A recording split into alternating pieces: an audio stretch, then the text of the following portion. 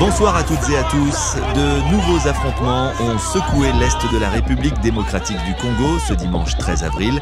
À Kavumu, dans la province du Sud Kivu, des combats violents ont opposé les rebelles de l'AFC M23 aux miliciens Wazalendo alliés aux forces armées congolaises. Les affrontements ont commencé tôt ce matin lorsqu'un groupe d'environ 50 combattants Wazalendo a attaqué la cité de Kavumu. Très vite, ils ont été aperçus au centre de la ville avant de tenter de s'approcher de l'aéroport national situé dans la même localité.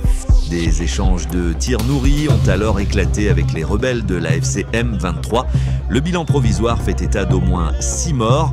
Les activités religieuses, commerciales et sociales ont été complètement paralysées pendant plusieurs heures. Ce soir, la situation semble redevenue calme mais tendue. Selon plusieurs témoignages recueillis sur place, Kavumu est désormais sous le contrôle de l'AFC M23. On est là. Depuis ces avant-midi, il y a eu les Wazalendo qui sont venus attaquer les M23 au niveau de Kavumu. Il y a eu les affrontements et maintenant il y a du calme. Bien que je sois encore dans la maison, je ne sais pas dire quelle serait la situation actuelle qui contrôle Kavumu. Ça, je ne sais pas dire, mais les bilans provisoires fait état de 6 personnes mortes, parmi lesquelles 3 identifiés comme Wazalendo et 3 civils. C'est un bilan provisoire parce que, par crainte aussi de ce qui peut arriver, je suis encore à la maison, je ne suis pas encore sorti, mais il y a déjà accalmie dans les délits. Donc, et la circulation venait de reprendre. Selon les informations à notre possession, c'est oui. Non, il n'y a pas eu de déplacement de la population. D'ailleurs, les affrontements nous ont rencontré la majorité dans des églises où on venait. Et d'ailleurs, je peux dire que cela pouvait aussi même justifier la mort de certaines personnes parce que je vois quelqu'un qui est décédé quand il quittait juste l'église. Maintenant, je n'ai pas d'infos, mais les messages que j'ai reçus de mes collègues de là disent que sont toujours les M23 qui contrôlent les Katana. Kurompe ya Kavumu, mongini yetu tushaikamata, njoi rompe hii. Aone bakubwa na bikose vyote hivi.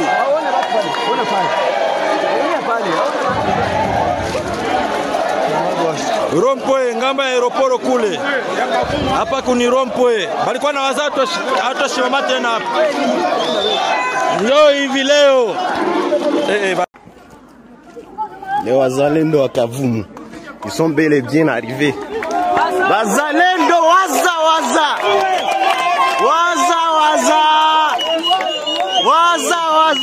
les patriotes. Et ce n'est pas tout. D'après des informations confirmées par Kivu Morning Post, les localités voisines de Katana, Luiro et Kabaré sont elles aussi toujours sous le contrôle du même groupe armé, après des incursions répétées ces derniers jours. Dans ce climat de tension, l'AFC M23 a publié un communiqué officiel daté du 12 avril, dans lequel il condamne ce qu'il appelle, je cite, les opérations illégales menées à Goma par la SAMI-DRC en coordination avec les FARDC, les FDLR et les milices Wazalendo. Un communiqué infondé et dépourvu de toute logique a été rendu public par l'AFC M23 soutenu par le Rwanda. Cette communication accuse les forces armées de la République démocratique du Congo d'avoir monté la nuit du 11 au 12 avril 2025 une attaque contre la ville de Goma.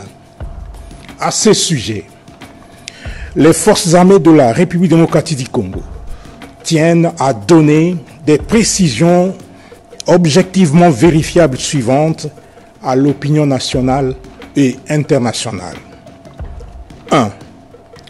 Au nord de la province, leur première position se trouve à plus de 300 km de la ville de Goma, dans le territoire de Lubero, au grand nord de cette province. 2.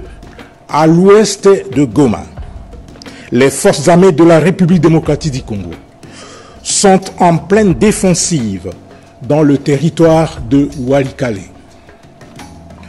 Au sud des Goma, les premières positions des FARDC sont à des centaines de kilomètres de la ville de Bukavu, dans les territoires de Mwenga, Uvira, Fizi et Chabunda.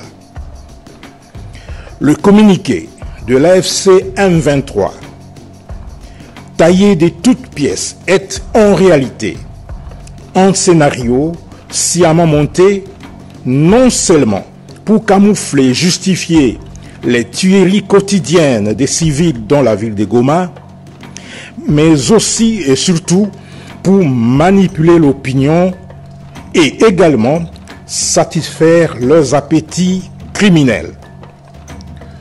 C'est une manœuvre dilatoire concoctée pour tenter de faire capoter toutes les initiatives de paix en cours. Les forces armées de la République démocratique du Congo, tout en demeurant vigilantes et respectueuses des droits de la guerre, restent attachées aux engagements souscrits par la haute hiérarchie pour le retour d'une paix définitive dans l'Est de la République démocratique du Congo et dans la sous-région. Le président togolais Faoré Essozimna Gnassingbé a été officiellement désigné médiateur dans le cadre du processus de paix fusionné de Luanda et de Nairobi, a annoncé ce week-end l'Union africaine. Cette nouvelle nomination intervient alors que le président angolais João Lourenço, jusque-là facilitateur principal, cède sa place à son homologue togolais. L'Union africaine n'a pas encore détaillé les raisons de ce changement, mais indique que cette décision vise à dynamiser la médiation entre la République démocratique du Congo et le Rwanda, en pleine crise diplomatique et sécuritaire liée au conflit à l'est du Congo. Le processus de Luanda, porté par l'Angola, et celui de Nairobi, encadré par la Communauté de l'Afrique de l'Est, EAC, visent tous deux à trouver une issue politique à l'insécurité persistante dans les provinces orientales de la RDC, notamment face aux activités des groupes armés comme le M23. En fusionnant les deux cadres de dialogue sous une seule médiation, l'Union africaine espère renforcer la coordination régionale et accélérer la mise en œuvre des engagements pris par les parties. Faure Gnassingbé, qui bénéficie d'une image de neutralité sur la scène continentale, devra désormais relancer un processus de paix fragilisé par des tensions croissantes sur le terrain, l'échec des cessez-le-feu successifs et la méfiance persistante entre Kinshasa et Kigali.